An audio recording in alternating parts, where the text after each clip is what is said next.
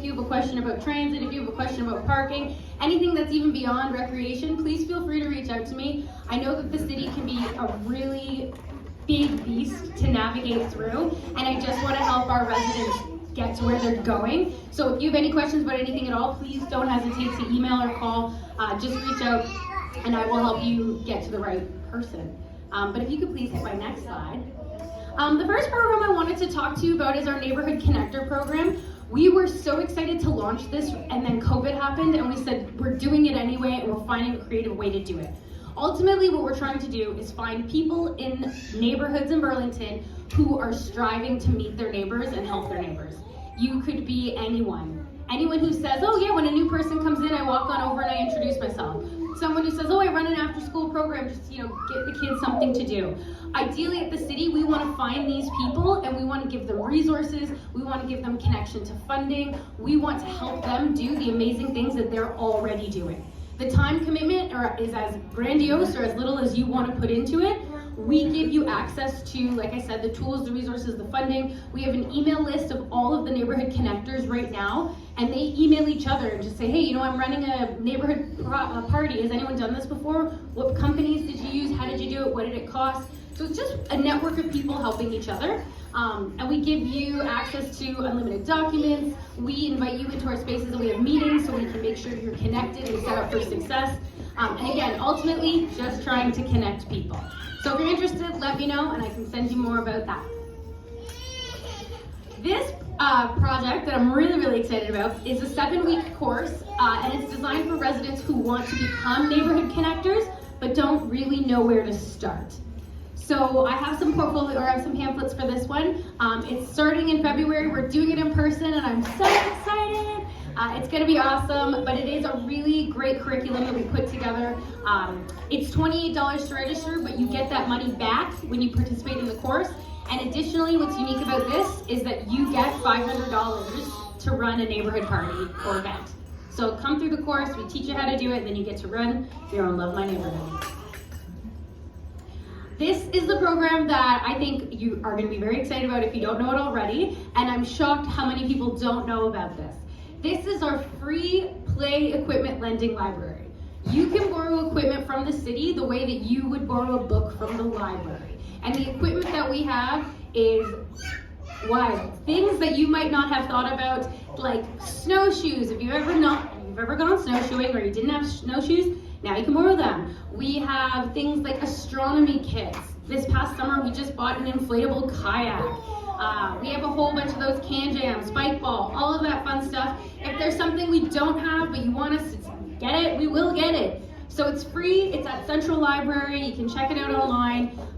It's a really, really great program. You can borrow tons. A lot of people do it for kids' birthday parties. They'll come in and borrow 20 things and just set them up in their yard, and they have a great time. Thank you. This program is going on right now. It's a photo scavenger hunt. It is going until February 4th, so you've got a little bit of time left. And it's just encouraging people to get out, go to their parks, take a picture based on the activity, and then you submit them onto the program online, and you could win some amazing prizes. Just something creative to do while everything is closed. But it's a way to get outside and get active. And the last program I wanted to talk to you about is our Story Walk program. It's in partnership with a library. Ultimately, there are 6 story walks all around the city at different locations.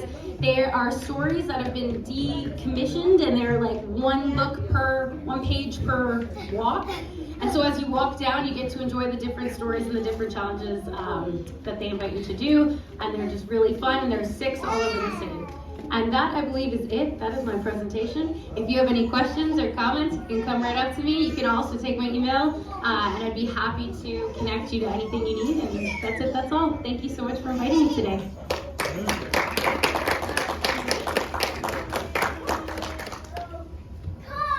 Well, she nailed the time I gave her. She just went for that. I'll be uploading that whole slideshow with those links in it, so you can click on them, to our link tree.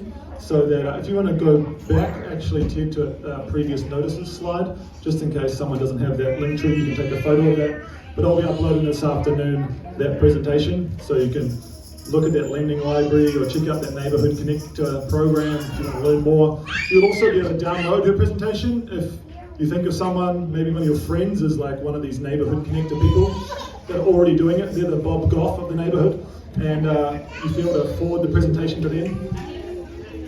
Oh, great. And Lisa also has some brochures, some pamphlets, which you can grab on the way out.